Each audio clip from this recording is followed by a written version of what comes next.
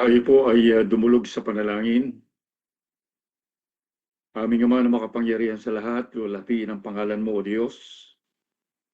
Walang kapantay ang kadakilaan ng iyong pag-ibig na inukol mo sa amin. Sa kabila ng lahat, O Diyos, na kayo po ang makapangyarihan sa lahat na may likha ng langit at lupa, pinagkalooban po ninyo kami ng iyong kahabagan, O Diyos. At kami ay tinawag mo upang maging kabahagi ng iyong walang hanggang kaharian. Salamat po sa isang panibagong araw na pinagkaloob mo, pribilehyo upang ikaw ay patuloy naming sambahin at patuloy po na magabayan ng bawat katuruan na nagmumula sa inyong banal na salita. Hiningi po namin na sa mga sandaling ito, maghari po kayo sa aming kalagitnaan. Kaugnayin po ninyo ang bawat isa, katagpuin po ninyo kami sa aming mga puso. At ipahintulot po ninyo, Panginoon, na madama ng bawat isa ang inyong mensahe ayon sa aming pangangailangan. Ipahintulot po ninyo ang kaganapan ng pinakamabuti mong palatuntunan sa aming mga buhay na sa aming po pakikinig, O Diyos. Pangalan mo lamang ang siyang maluwalhati at madakila. Sa pangalan ni Jesus na aming Panginoon at tagapagligtas. Amen. Amen. Tayo po ay nasa pagpapatuloy sa ating aralin sa Aklat ng Kolosas. Sa ngayon po ay nasa chapter 3 pa rin po tayo na bagamat natapos na po natin ang verses 1 to 4, sasakupin pa rin po natin lahat ito hanggang sa verse 17 na binigyan po natin ng pamagat ngayon na discarding the old nature, living the new life in Christ. Sa nakaraang linggo po ay atin na pong natalakay ng buong buo hanggang sa talatang ika-4. Ngunit alam po natin na ang mga talatang iyon ay kumbaga ay introduction lamang o di kaya ay panimula lamang ng isang mahabang conclusion ng liham na ito para sa mga tiga-Kolosas. Kung kaya't kinakailangan natin na balikan pansumandali ang nilalaman ng verses 1 to 4 na maikli lamang po para sa karagdagan at mas malawak na kaunawaan upang sa ganun ay magkaroon po tayo ng higit na appreciation sa detalye ng mga iniaata sa mga itinuturo kung paano po na tayo na tumanggap ng regalo ng kaligtasan ay paano dapat mabuhay sa ating bagong kalikasan na pinagkaloob sa atin ng Diyos. At pagkatapos po nito ay tutungo na tayo atin na pong tutunghayan ang ating pag-aaral ngayon sa detalye ng mga description, yung mga katangian, characteristics, mga alituntunin ng buhay at moral values ng mga Kristiyano na dapat na nakikita sa ating buhay. Kaya tayo ngayon ay kaya ang point number 1 po natin ay review pa rin ng verses 1 to 4. Kung tumungo tayo ron, concluding instructions for those who have received a new life in Christ. So makita natin, concluding instruction, conclusion, ngunit mahaba pa rin po yung naisipakita sa atin dito. Sapagkat nandito na yung pinaka-buod na tinalakay po natin sa nakaraang linggo. Ang verses 1 to 3. At sa verses 1 to 3 po, maaring nabanggit natin doon pero karagdagan lamang po na gusto kong makita po natin. Unang-una, ayan po yung binabanggit dyan, ang sabi dyan po sa talata verses 1 to 3. Therefore, if you have been raised up with Christ, keep seeking the things above, where Christ is seated at the right hand of God. Set your mind on the things above, not on the things that are on earth. For you have died, and your life is hidden with Christ in God. Okay, dito po ang kung mapapansin po natin, marami na po tayong paliwanag sa nakaraan. Daragdagan lamang natin ng konti ngayon. Unang-una, letter A, the main concern and pursuit of those who have been raised up to a new beginning in Christ should now be the kingdom of God. Okay, yung mga totoong tumanggap ng bagong buhay kay Kristo, ito po ibig po sabihin, mula sa kamatayan sa lumang pagkatao, nagkaroon ng bagong buhay, bagong panimula kay Kristo, ay dapat ang kanilang alalahanin na, ang kanilang isinusulong, ang kanilang namitiin na, ay yung mga bagay na may kinalaman sa pamumuhay sa kaharian ng Diyos, na binanggit yun ng verses 1 and 2. Kasi po, yung mga alalahanin na makalupa, o di kaya yung mga ating pong isinusulong o ating nais makamit na panlupa, ay hindi na ito ang dapat nating pinagkakaabalahan ng labis-labis. Yes, we need this, but this should no longer be our priorities. Hindi na po ito ang pangunahin. Bagamat nandito pa rin tayo sa mundong ito, at tayo po ay nakikihalubilo, nakikipamuhay, kasama po ang mga tao ng sanlibutan upang sa ganun po ay magpatuloy ang ating buhay. Ngunit hindi na dapat na tayo ay na ang ating pangunahing pinagkakaabalahan ay yung mga alalahanin ng pamumuhay na panlupa. We should no longer be preoccupied by the worries of earthly life. Ito po yung nais ko ipaunawa sa atin, na ang ating mga puso o yung mithiin ng ating mga puso ay dapat sana yung unang mga bagay na may kinalaman sa walang hanggan. Hindi na po yung pansamantala. Kaya ang ating kakontentuhan, ang ating kasiyahan ay hindi na nakabatay o hindi na nakabase sa kung sagana tayo sa material na bagay o salat tayo. Kung sagana man o walang-wala, hindi na po dito nakabase yung ating kakontentuhan. Kundi sa halip ay ang kapuspusan ng buhay kay Kristo ang ating tunay na kasiyahan habang patuloy nating nai-enjoy ang continuous fellowship o ating pakikipamuhay sa sambahayan ng Diyos. Ito na po yung talagang buhay ng mga totoong mga anak ng Diyos. Letter B, a reminder about the greatest event that will ever happen to all those who belong to the kingdom of God. Okay, paalala po yun, yung ating makikita na binanggit ng verse 3, sa greatest event na mangyayari, na binanggit doon, ngunit dito po ay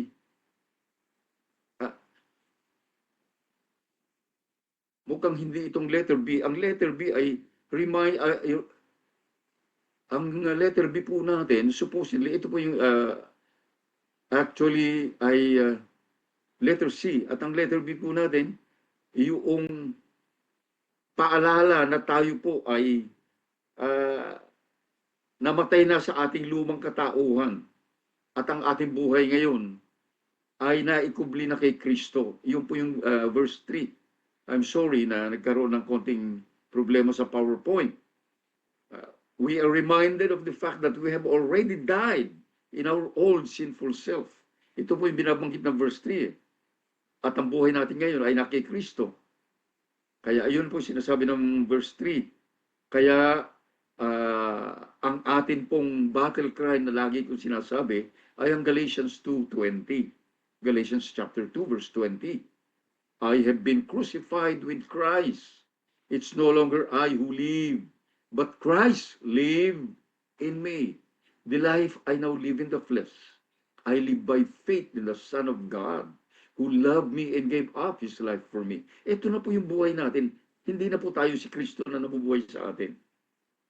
And letter C, na binanggit ng letter B, pwede natin ipakita uli yun, dahil ito yung dapat na letter C, a reminder about the greatest event that will ever happen to all those who belong to the kingdom of God. At yun yung verse 4 ngayon. At ito po ay hindi lamang reminder, kundi ito po ay encouragement din. Kasi po sabi niya, when Christ, who is our life, is revealed, then you also will be revealed with Him in glory. So, encouragement din ito, paalala din sa atin ito. At ang binabanggit po dito ay yung rapture, na kung saan ang Panginoong Hesus ay maihahayag sa kanyang kalwalatian. At the same time, sa kapahayagan ng kalwalatian ng Panginoon, ay maihahayag din ang kalwalatian ng lahat ng mga kabilang sa kanyang kaharian. At tayo ay magiging kahalintulan ng kalwalatian ng Panginoon. Yun ang binanggit ng verse 4. Kaya ito po ang lahat ng ito yung pinakabuod o pinaka-main essence ng ating nakaraang aralin. Kung kaya't ngayon po ay tutungo tayo sa pinakabuod naman ng ating main topic ngayon. Kaya po basahin po natin mula po sa ang Colossians 3, mula po sa verse 5 hanggang 17.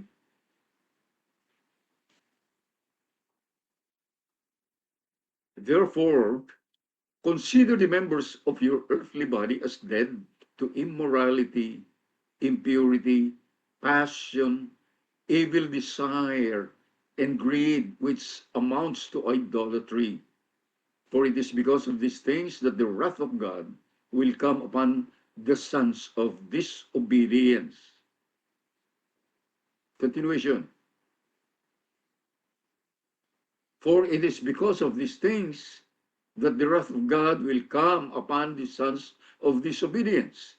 And in them you also once walked when you were living in them.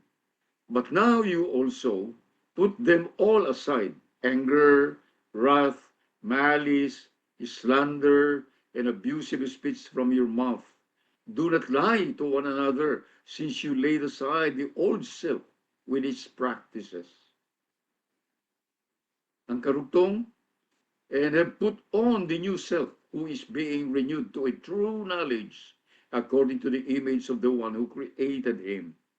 A renewal in which there is no distinction between Greek and Jew, circumcised and uncircumcised, barbarian, Scythian, slave and free man, but Christ is all and in all.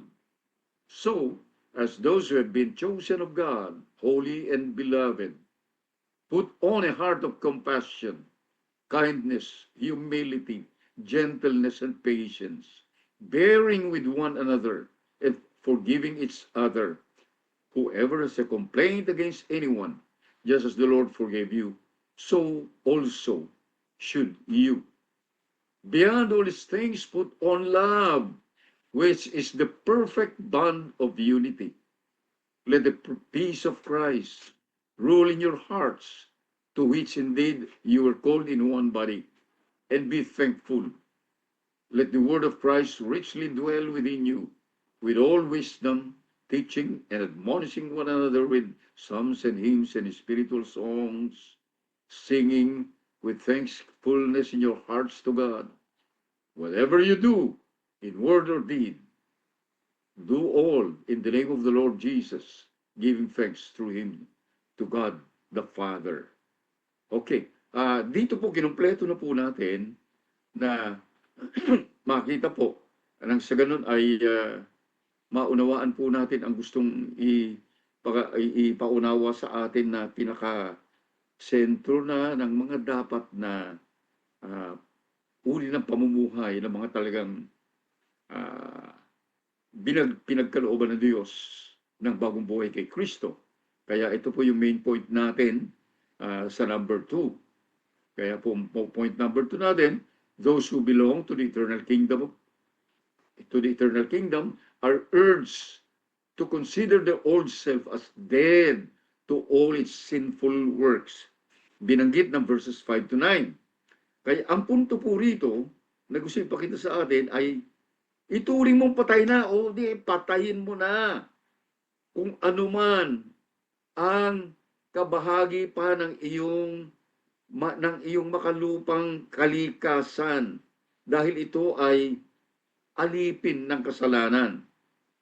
Kaya ang kautosang ito ay nangangailangan ng matindi at agad-agarang aksyon.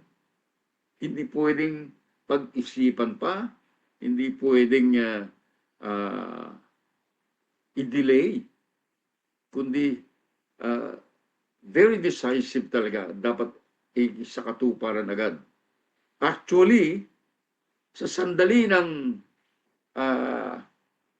ating kaligtasan, nung tayo ay pinagkalooban ng Diyos ng bagong buhay kay Kristo, ito ay ginawa na ng Panginoon. Ngunit, ang mga Kristiyano ay nangangailangan pa rin na ito ay isakatuparan, put into action, gawin pa rin, na matatag na pinangahawakan ang katotohanan na kanyang bagong buhay.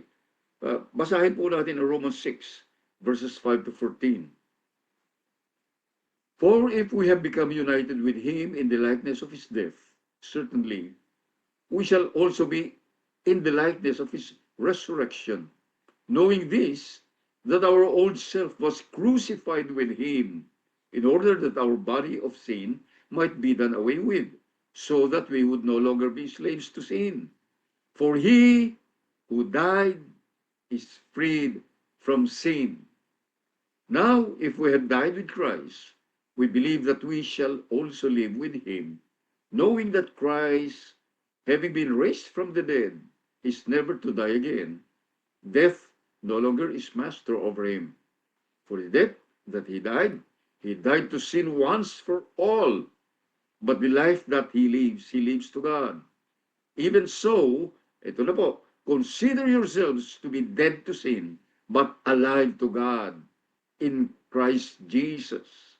Therefore, do not let sin reign in your mortal body, so that you obey its lust, and do not go on presenting the members of your body to sin as instruments of unrighteousness, but present yourselves to God as those alive from the dead, and your members as instruments of righteousness to God.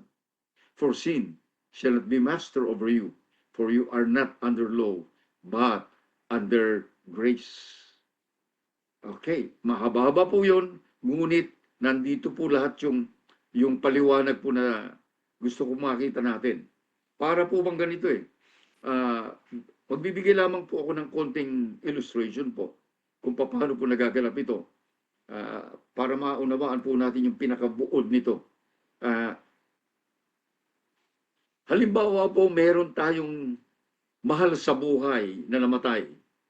At sa kultura ng Pilipino, ay pinananatili natin ang kanyang bangkay na sa loob ng ataol at pinaglalamayan natin ito ng mga ilang araw o ilang linggo. Yung iba po ay buwan ang inaabot na nasa bahay po. Hindi mapakawalan yung bangkay na yon dahil sa yung attachment ng ating buhay sa Kanya, attachment ng ating pagmamahal sa Kanya. Ngunit hindi pala ito ang nararapat, hindi pala tama ito, kasi ang patay na ay hindi nakabilang sa daigdig ng mga buhay. Kaya kinakailangan na siya'y tumungo na gaya na sinabi ng Panginoon, tayo galing sa alabok, dapat magbalik sa alabok. Dahil kung hindi ito gagawin, hindi magkakaroon ng katahimikan, hindi magkakaroon ng kapayapaan ang pagpapatuloy ng pamumuhay ng pamilya. Ito po actually, meron tayong pangyayaring ganito na naganap po. Ito ay sa buhay ni President Ferdinand Marcos na ilang taon na hindi siya nailibing. Kahit hindi nagkaroon ng katahimikan, hindi nagkaroon ng kapayapaan ang kanyang pamilya. At ganun din po sa atin kapag tayo po ay may nakaburol na ako po nasubukan ko na sa aking mga magulang, kaya alam ko po, hindi tayo na walang kapanatagan, walang kapayapaan. Kaya't kinakailangan na tumungo na sa ang dapat patunguhan. Ito ay kahalintulad din ng ating lumang katauhan na patay na noong tayo ay tumanggap ng bagong kalikasan kay Kristo. Kaya't kinakailangan na tayo ay mabuhay na sa ating bagong likha na buhay na kaibang-kaiba at salungat sa ating lumang kalikasan. At sa mas simpleng paliwanag, ang totoong Kristiyano ay hindi na dapat na patuloy na namumuhay na para bang siya'y buhay pa sa kanyang makasalanang katauhan, samantalang hindi na dapat. Kaya yung lumang kalikasan niya, yung lumang sinful life niya, na nagbumula sa kanyang makalupang kalikasan, ay dapat na iniwaksi na o iwawaksi na. Ang Ephesians chapter 4 verse 22 po ay may konting paliwanag patungkol diyan.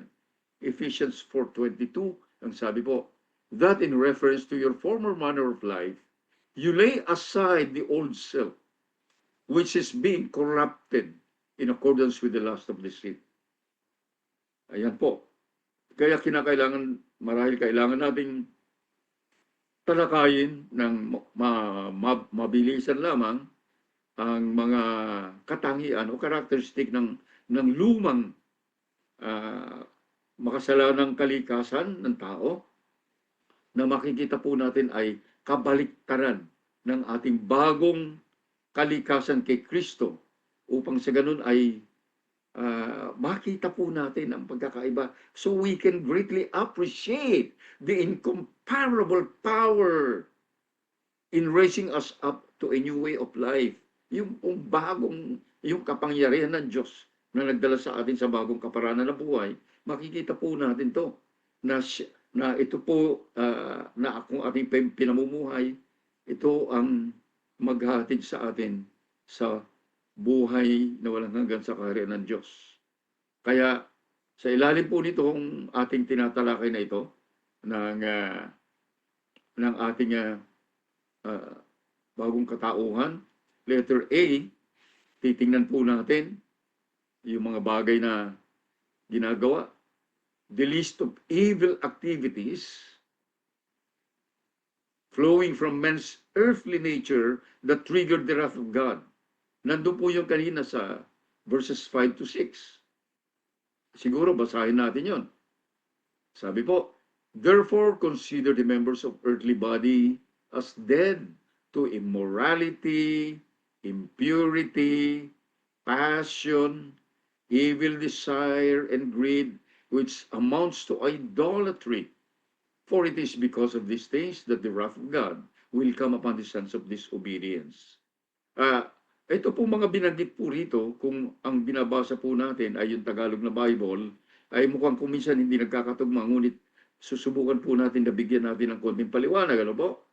Yung kasing immorality na unang sinabi dyan ay nagmula sa word na porneia or fornication, na ito po ay yung masamang pita ng laman o pagnanasa ng namakalaman.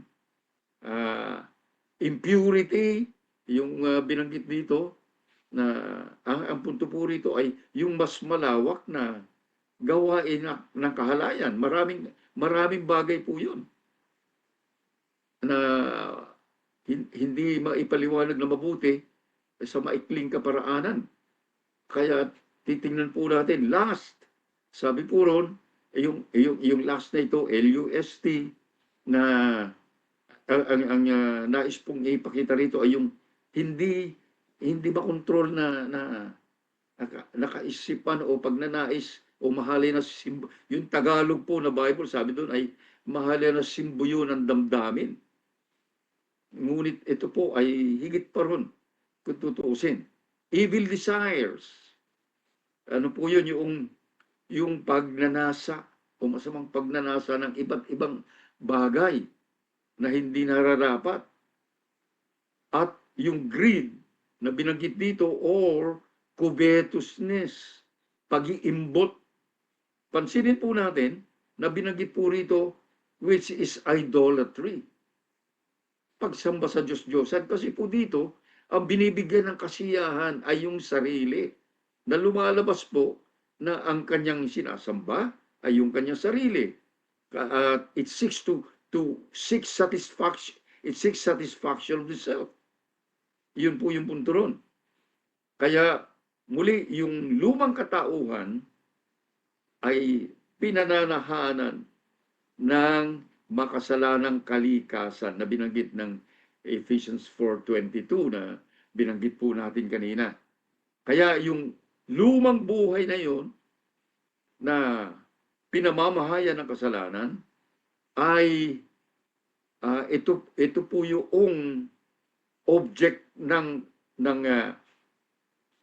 puot ng Diyos.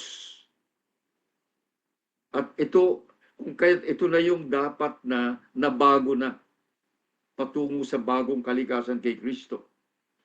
Gayunpaman, sa maraming pagkakataon, yung evil tendencies ay nagre-recur, lumalabas pa rin po sa tao dahil po sa haba ng panahon na siya po ay inalipin ng makasalanang katauhan.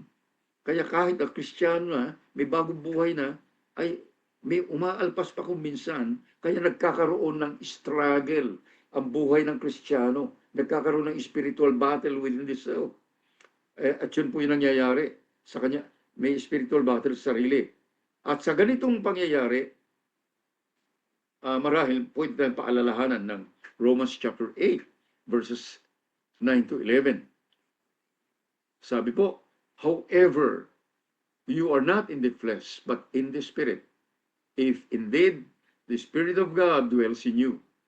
But if anyone does not have the Spirit of Christ, he does not belong to him. If Christ is in you, though the body is dead because of sin, yet the Spirit is alive because of righteousness.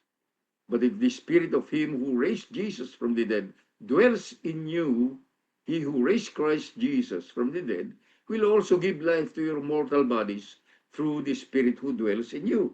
So, ibig sabihin, meron po tayong katagumpayan dahil nasa atin ang Espiritu ng Diyos. At dahil sa ang bawat totoong Kristiyano, pinananahanan ng Panginoong Hesus sa pamamagitan ng Espiritu Santo, kung kaya't magagawa niya na digmain, labanan, sugpuin. Nasa kanya ang kapangyarihan at gabay ng Espiritu Santo.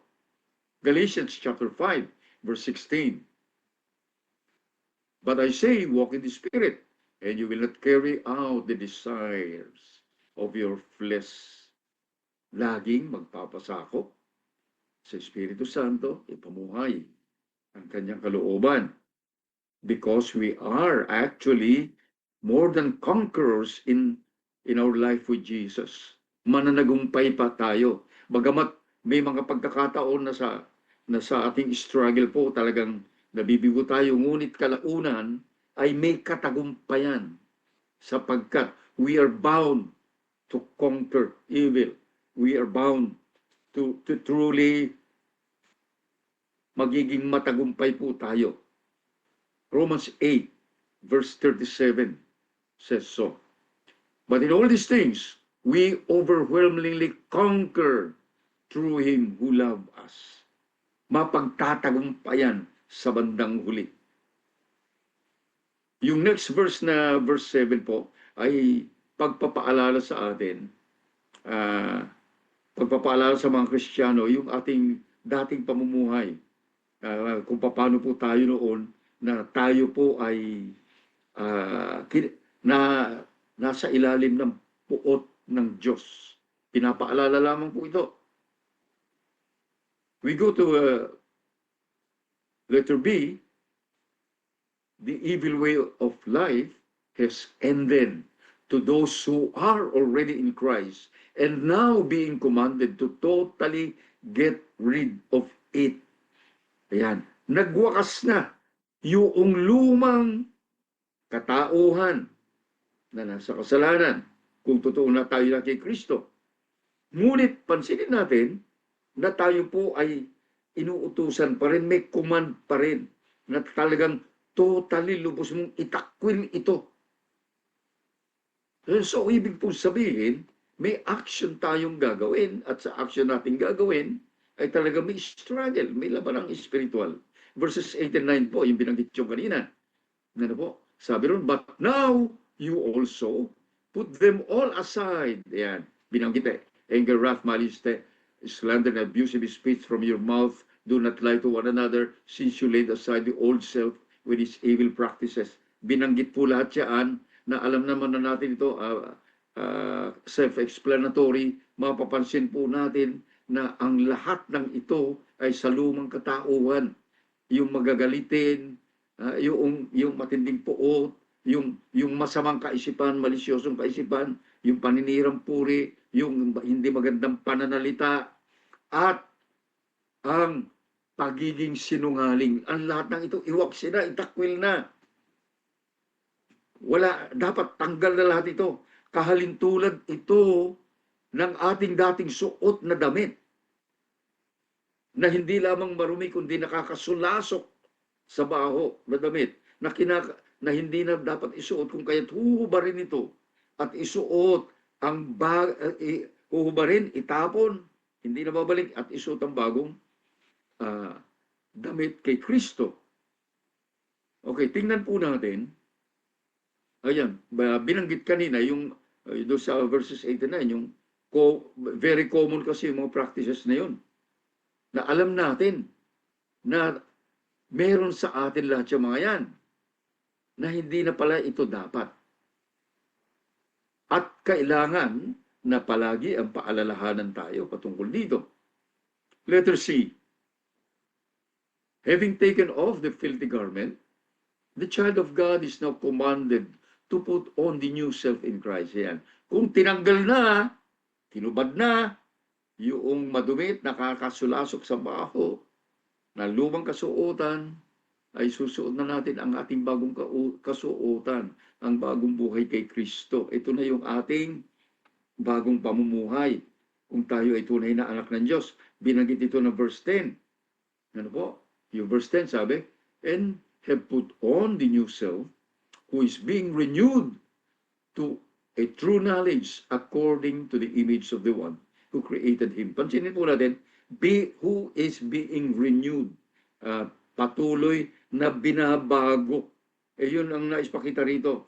Kaya po yung ating pag-uugali, yung ating paano tayong, yung ating karakter, how we conduct ourselves, ay hindi na, ay dapat na bago na, at ito ay naaayon na sa ating bagong kalalagayan kay Kristo. Ephesians 4, balikan po natin yun. Ngayon ay yung verses 22 to 24. That in reference to your former manner of life, you lay aside the old self, which is being corrupted in accordance with the lust of deceit, and that you be renewed in the spirit of your mind. Pansinin po natin, mababago ang takbo ng kaisipan, and put on the new self, which in the likeness of God has been created in righteousness and holiness of truth. Okay, ito na po yung dapat na nangyayari, na kung hindi po natin palagi ang pong papaalalahanan ang ating sarili sa mga sinasabi po ng mga katuroang ito, malilingat po tayo. Malilingat, makakalimot. Dagdagan po natin sa Romans 13, verses 12 to 14. The night is almost gone. Iba po yung night, hindi gabi na, no? And the day is near. Therefore, let us lay aside the deeds of darkness and put on the armor of light. Mabago na. Let us behave properly as in the day, not in carousing and drunkenness, not in sexual promiscuity and sensuality, not in strife and jealousy, but put on the Lord Jesus Christ and make no provision for the flesh in regard to lust. So, talagang lalayuan mo. Talagang nangangailangan talaga ng matinding spiritual battle. At Yung bagong kalikasan natin, bagong katauhan natin, doon sa mga binasa natin, ay sabi ko ay nangangailangan ng palagi ang pagbabago, binabago na binabago, nire-refresh upang sa ganun maging matagumpay sa kasalanan. At ito po yung mas malawak na kaunawaan na nais ipaunawa sa atin na Romans 12 verse 2. Ito yung punupunto niya. And do not be conformed to this world, but be transformed by the renewing of your mind. yung salitang by the renewing of your mind, continually renewing of your mind. Yun po yung gusto ipakita. So that you may prove that the will of God is, what the will of God is, that which is good and acceptable and perfect. It's a continuous renewal of mind. Hindi yung sa isang iglap nangyayari. Ito po ay proseso, tuloy-tuloy na nagpapabago ng kaisipan. Ano po? Yun yung naisipakita po sa atin. Pinaliwanag po ng konting-konti rito sa 2 Corinthians 4, verse 16. Sabi po, therefore we do not lose heart, but though our outer man is decaying, yet our inner man is being renewed day by day. Yan. Proseso. Nababago ng nababago. Kaya, habang ang Kristiyano ay gumagawa ng hakbang patungo sa mas malalim na buhay espiritual sa kanyang relasyon sa Panginoong Hesus at sa kanyang kaalaman, kaunawaan ng kanyang salita, sa kanyang pag-uugali, sa kanyang mga gawi, sa kanyang attitude, lahat ng ito ay dapat nababago araw-araw. Nangyayari yung pagbabagong ito. Unti-unti nababago at nahuhubog patungo sa wangis at anyo ni Kristo. Not physically, kundi yung kalikasan ni Kristo. At actually, this is the goal of God for life. Ito yung talaga nais niya na maganap sa atin. Binanggit niya ito sa Romans 8 verse 29. Sabi nun, for those whom He foreknew, He also predestined to become conformed to the image of His Son, so that He would be the firstborn among many brethren. This is the goal of God for us. Maging kahalintulad ng kanyang anak. Of course, nang mangyayari lamang ito kung ang Kristiyano ay patuloy at buong kataimtiman, katapatan na pinapasakop ang kanyang sarili sa disiplina at sa ginagawang proseso ng pagpapabanal ng Espiritu Santo. Hindi pwedeng on her own, hindi pwede. Nagpapasakop tayo sa disiplina. Nagpapasakop tayo sa proseso ng Espiritu Santo. Hindi natin kaya kung tayo lamang. Makakalimot at makakalimot tayo sapagkat tayo nandito sa sanlibutan. Point number 3. There is no more barriers in all aspects of life for those who have received a new life in Christ. Makita po natin to. Ito na po yung kakaiba ngayon nang sa ganun maunawa na natin wala ng pagkakaiba.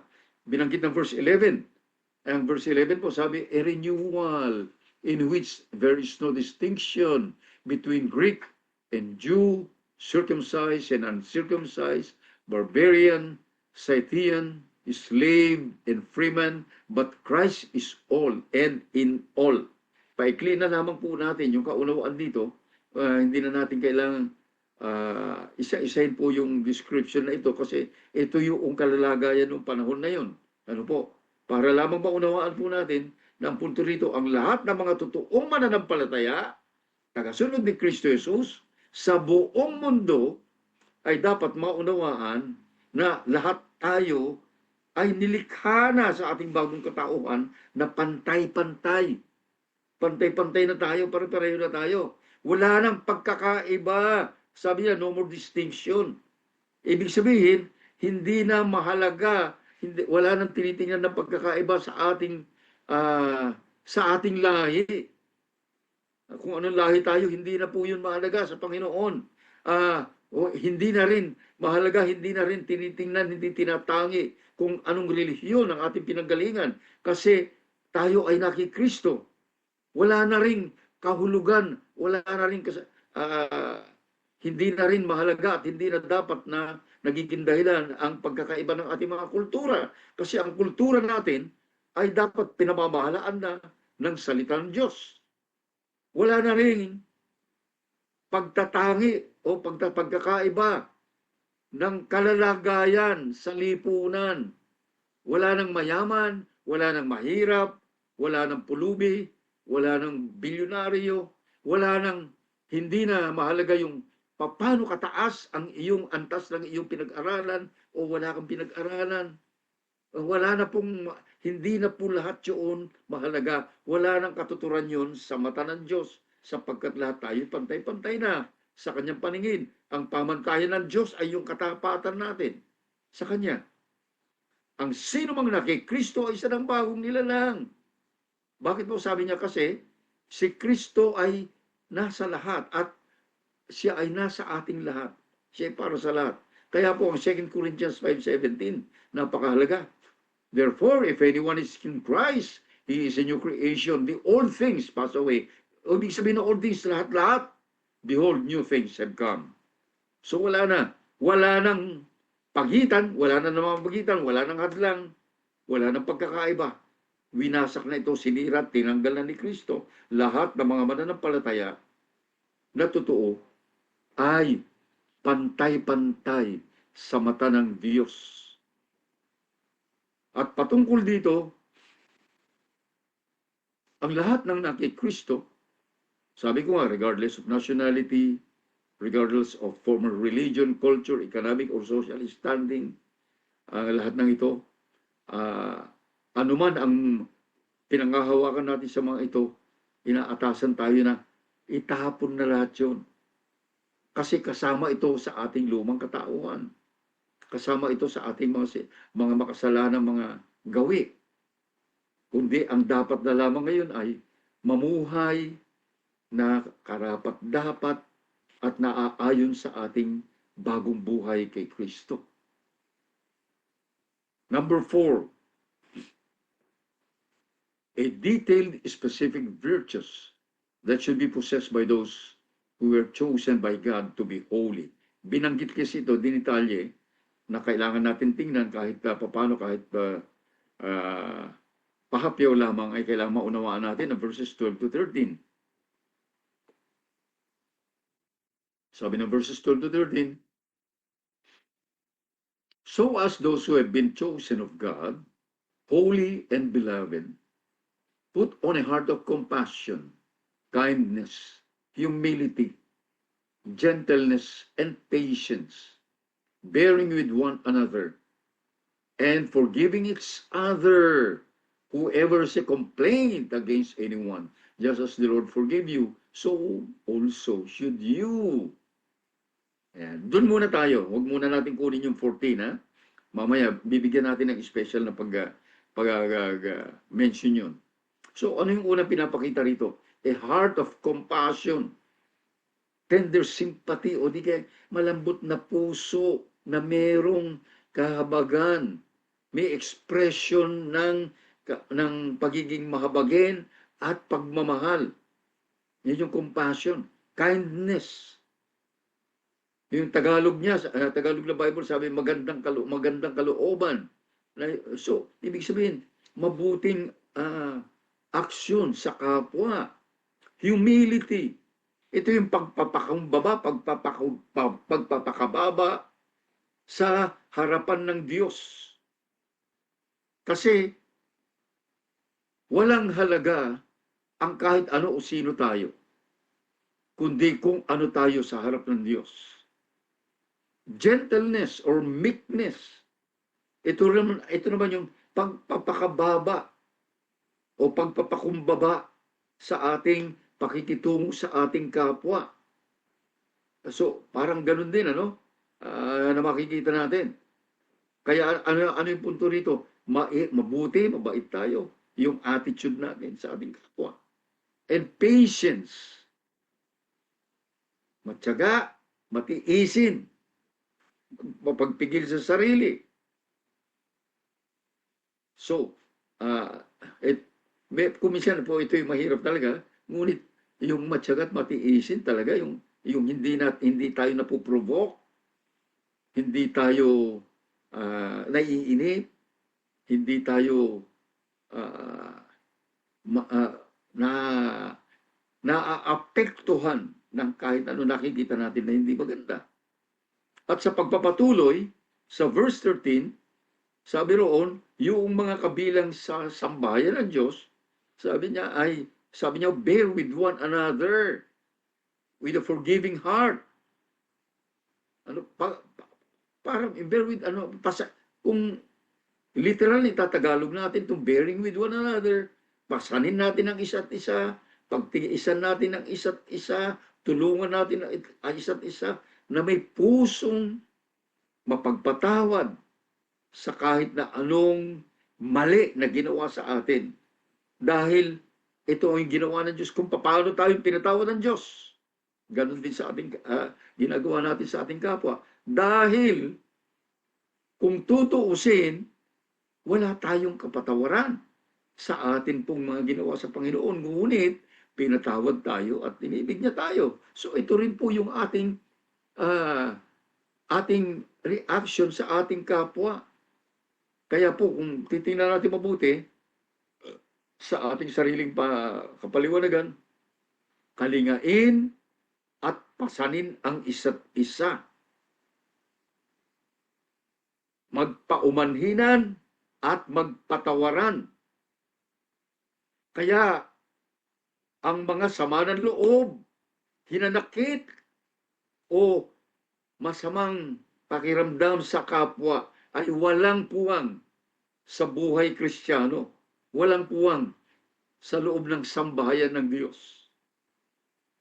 At ito po, kung mayroong mga ganito, ito ay atake ng dyablo na hindi dapat binibigyan ng pagkakataon.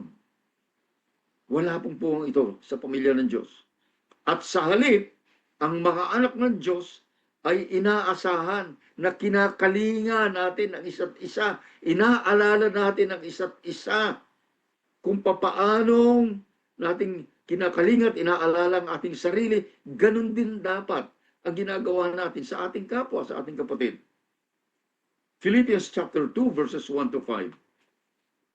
Sabi po, therefore, if there is an encouragement in Christ, if there is any consolation of love, if there is any fellowship of the Spirit, if any affection and compassion, make my joy complete by being of the same mind, maintaining the same love, united in spirit, intent on one purpose.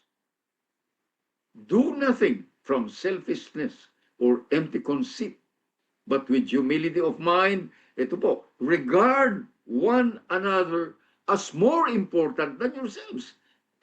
Yung pala, higit na mas mahalaga ang dapat natin gawin sa ating kapwa is sa ating sarili. Matindi po, no? Do not merely look out for your own personal interest, but also for the interest of others. Having this attitude in yourself, which was also in Christ Jesus. Ang tindi po. Kung ito lamang ay naipapamuhay ng mga anak ng Diyos, we can enjoy the kingdom life here on earth. At kung tayo po hindi nagpapadala sa udyok ng ng demonyo, magagawa po natin. Letter B. Above all the Christian virtues, love should rule their lives. O yung ating buhay. Yun na po yung kanina hindi natin tuloy na basahin verses 14 to 15. Kasi Ito ay ibinukod upang sa ganun mabigyan natin ng emphasis. Beyond all these things, put on love, which is the perfect bond of unity. Let the peace of Christ rule in your hearts, to which indeed you are called in one body, and be thankful. Okay, ang ganda po ng sinasabi, binukod po natin ito upang sa ganun mabigyan natin ng diin na yung bigkis ng pag-ibig ni Kristo ang dapat nakapangyarihan ng pamumuhay sa kapayapaan at pagkakaisa sa loob ng sambahayan ng Diyos. Kasi po,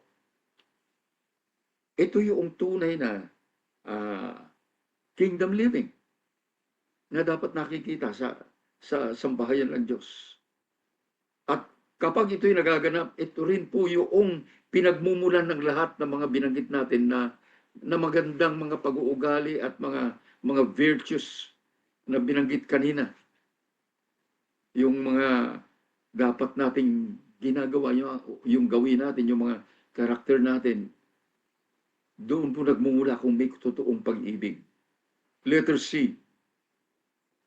The written word of God should dwell in the lives of Christians. Okay, yung written word na yun, yung binanggit ng verse 16.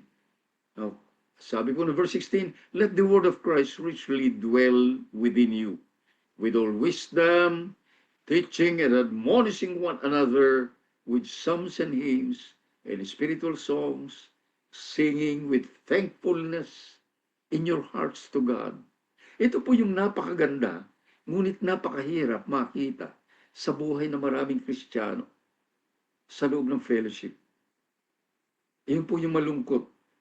Ang dapat na ginagawa pala natin, ayon sa salitang ito, ay ginugugol natin ang ating buhay sa patuloy na pagsasaliksik, pag-aaral, pagbubulay-bulay, at pagpapamuhay sa salita ng Diyos sa ating pang-araw-araw na pamumuhay. At habang ang salita ng Diyos ay lumalalim, nananatili sa puso ng mga Kristiyano,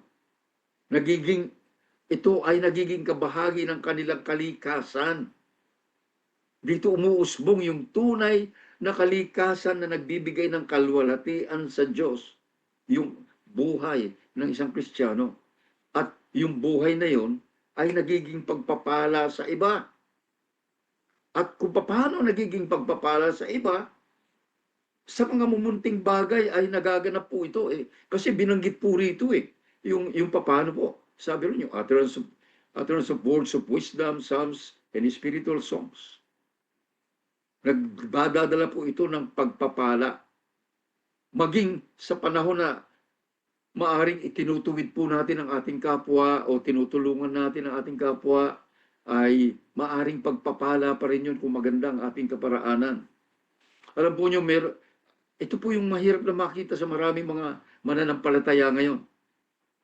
Naalala ko, meron po akong isang kaibigang evangelist noon sa Brunei. Nung panahon na yun ay, ang tingin ko doon sa taong yun, matanda na. Kasi ako ay bata pa, kung di po ako nagkakamali. I was 50 plus siguro. At yung evangelist na yun ay 60. Siya po ay instructor sa gym. Maliit na tao kasi liit ko.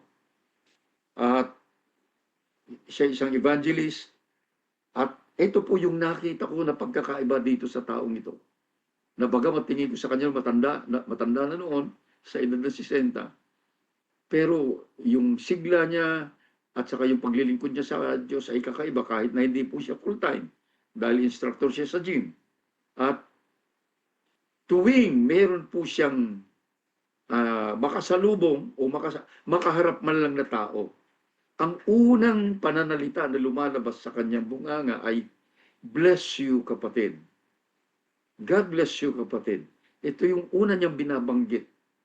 Kahit sino ang kanyang makasalamuha.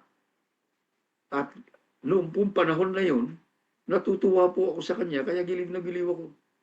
Lahat po ng mga Pilipino doon sa Brunei noon, ang tawag sa kanya ay Daddy Tino at mapagpakumbaba na matanda. Ngunit na nakita ko sa kanya, ang bukang bibig niya ay pagpapala sa kapwa. Marami rin po akong nakilala at mga naging kaibigan na mga Kristiyano na akala ko sa tingin ko hindi malalalim ang kanilang spiritual life. Ngunit, madalas ang napapansin ko ay may mga pagkakataon na from nowhere ay mapapaawit na lamang sila ng kapraso ng mga himno. Awit ng pagsamba o di kaya awit ng papuri sa Diyos. Ito yung lumalabas sa kanilang mga labi. Kasi nangangahulugan kung ano yung lumalabas sa ating labi sa lahat ng pagkakataon, 99.9% yun ang laman ng ating puso. At yun ang ating inner life. Kaya po, kapag totoo po tayo, yung ating buhay ay maaliwalas. Kaya yung buhay ng mga kakilala kong ito, mga kaibigan ko, maaliwalas sa kanilang buhay. Yung pong si Daddy Tino, kahit na may mga nakagawa na hindi maganda sa kanya, yung kanyang galit ay mababaw at saglit. Kasi siya ay disciplinarian din doon sa loob ng gym. Kaya po, lumalabas yung katotohanan sa ating buhay. Ang ating buhay kahit saan tayo pumunta, we are supposed to be a blessing to others. Yung lumalabas sa ating bunganga, yung ating mga gawi, yung ating mga galaw, kung paano tayo nag-aalala sa ating kapwa, kung paano tayo nakikisalamuha. Letter C. The entire life, letter C, okay. Sorry. The written word of God should dwell in the lives of true Christians. Okay, binanggit yun kanina na continuous study ng salita ng Diyos. Meditate, pinagbubulay-bulayan, ina-apply sa buhay. Ayan. Letter D, the entire life and works of a true Christian is to be for the glory of God through the Lord Jesus Christ. Ayan. So makita na, ito, buong buhay daw. At yung lahat ng ating ginagawa, as in lahat.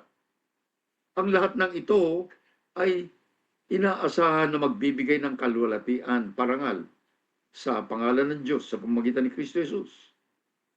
Ito yung binanggit ng verse 17, na panghuling verse natin. Whatever you do in word or in deed, do all in the name of the Lord Jesus, giving thanks through Him to God the Father. So, lahat ng ating ginagawa, kahit nasaan tayo, kahit anong ginagawa natin, everything has something to do with our life in Christ. Kaya ang lahat ng ito ay nagre-reflect ng ating tunay na pagkatao kung tayo ay totoong nagbibigay ng parangal sa Panginoon. Bibigyan po natin ng maikling conclusion ang ating pinag-uusapang ito.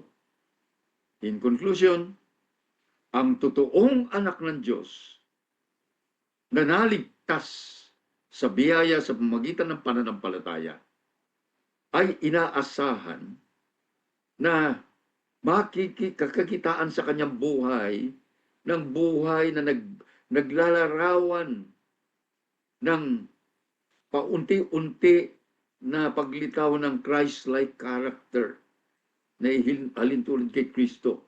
Unti-unti, makikita na ito'y nadidevelop sa kanyang buhay. Kahit matagal, kahit mabagal, may nakikitang pagbabago unti-unti patungo sa kaganapan ng buhay kay Kristo. At ang kapangyarihan ng pag-ibig ng Diyos ay nakikita na i-exhibit sa kanyang buhay. Kaya, dahil dito, Nagdadala siya ng kalulatian, nagbibigay ng parangal sa pangalan ng Panginoon. Kasi ang kanyang buhay ay paglalarawan o ang action niya, ang lahat ng nakikita sa kanya ay kakikitaan ng kapangyarihan ng pag-ibig ng Diyos na nagahari sa kanya at ipinapadama niya sa kanyang kapwa. Kaya sa mga sandaling ito, marahil po ay mayroon pong mga nakikinig sa atin na hindi makarelate sa, hindi niya ma-relate ang kanyang buhay sa ating mga tinalakay, sa ating mga pinag-usapan. At kung hindi man po, at kung mayroong ganito ay hindi dapat na masiraan ng loob, hindi dapat ma-discourage. Kasi po, ang lahat ay binibigyan ng Diyos ng pagkakataon. No one is hopeless. For as long as we are here, may hininga at napapakinggan ang mensahe ng salita ng Diyos. Kung tayo po ay nasa ganitong kalagayan, hindi tayo makarelate. O tayo nalilito. Ito lamang pong napaka-importanteng tatandaan po natin na muli, paulit-ulit, na ang Panginoong Hesus ay nanaog dito sa lupa upang ihandog ang kanyang dugo na tanging katanggap-tanggap na kabayaran sa ating mga kasalanan, na kung saan siya ay namatay at siya ay inilibing dahil siya ay totoong namatay para sa ating mga kasalanan, para sa kasalanan ng lahat ng mga totoong naniwala at nanampalataya sa Kanya. Siya ay nabuhay na muli mula sa mga patayin at hindi na kailanman namatay, upang sa ganon ang lahat ng mga totoong nagtiwala sa Kanya at sa Kanyang ginawa ay magkakaroon din ng buhay na walang hanggan. Yun po yung napakalagang bagay. Kung ito po ay ating unawaing mabuti, ang sino man na nakikinig ngayon ay pinagkakaloob ang pagkakataong ito. Hindi lamang maunawaan, kundi kundi isang paanyaya ng Panginoon na maging kabahagi siya ng walang hanggang kaharian. Ang kailangan lamang ay ang pagpapakumbaba ng puso sa harap ng Diyos, pagsisisi sa mga kasalanan, at pagsuko ng buhay kay Kristo Jesus bilang Panginoon at tagapagligtas. Dahil siya lamang at wala nang iba ang makapagliligtas sa atin mula sa sumpa ng kasalanan at kamatayan. Kaya ang iniwan na paalala ng Panginoong Hesus sa atin sa John chapter 14, verse 6. Sabi niya, I am the way and the truth and the life. No one comes to the Father but through me. Sa mga nag-aakalang sila'y Kristiyano, ngunit ipinagsasawalang bahal ang katotohanan ito. This is the time na tayo po ay manumbalik, magsisi, at totoong idulog natin ang ating sarili sa Panginoon. Tayo pong lahat ay manalangin. Aming Ama na makapangyarihan sa lahat, salamat po. Lulatiin ka, O Diyos, sa kadastaasan. Sa iyong walang hanggang kabutihan sa amin, Panginoon. Patuloy po ninyong pinagkakaloob, O Diyos, ang pribilehyo na maunawaan namin ang katotohanan ng pagkakaiba ng buhay ng taong makasanlibutan at ang buhay ng tao na pinagkalooban mo ng isang bagong kalikasan kay Kristo. Panginoong Diyos, amin pong idinudulog sa inyo ang buhay ng bawat isang nakikinig ngayon, na maunawaan po ng bawat isa sa amin ang tunay naming kalalagayan sa inyong harapan. Sa inyong mga anak, Panginoon, na nakakalimot, nalilinga, o nagsasawalang bahala sa mga katotohanan na amin pong tinalakay. Panginoon, hiningi po namin ang iyong biyaya at kahabagan na padaluyin po ninyo sa kanilang mga buhay. Magkaroon po ng puwang sa kanilang puso ang pagpapakumbaba, pagsisisi, at pagpapasakop na muli ng kanilang mga buhay sa iyong kapangyarihan at sa iyong mapagpalang kamay. Ganon din po, Panginoon, sa mga nakikinig po na hindi pa po tiyak, hindi nila alam ang katotohanan o walang katiyakan ng kanilang kalalagayan sa inyong harapan. Panginoon, ang iyong biyaya at kahabagan lamang, O Diyos, ang tanging pag-asa ng bawat isa na ito'y padadaluyin mo sa kanilang mga buhay. Maganap po, O Diyos, ang lahat. Ayon sa iyong mayamang panukala, ayon sa inyong walang kapantay na kalooban na tanging kayo lamang po, Panginoon, na nakakaarok. Ngunit ang lahat, O Diyos, ay maganap sa ikaluluwalhati ng iyong pangalan. Salamat po, Ama. Muli po sa amin pong pagtatapos, paghiwalay, pamanimula ng isang panibagong araw. Nilalagak namin sa inyong mapagpalang kamay ang buhay ng inyong mga anak. Samahan po ninyo sila muli gaya ng dati. Ilayo sa lahat ng panganib, kapahamakan, o namumuri ng karamdaman. Pagkalooban po ninyo, Panginoon, ang bawat isa ng kakayahan na malagpasan ang lahat ng pagsubok at mapagtagumpayan po, Panginoon, ang lahat ng udyok ng kasamaan. Ang iyong banal na salita, Panginoon, ang maging baon sa aming mga puso.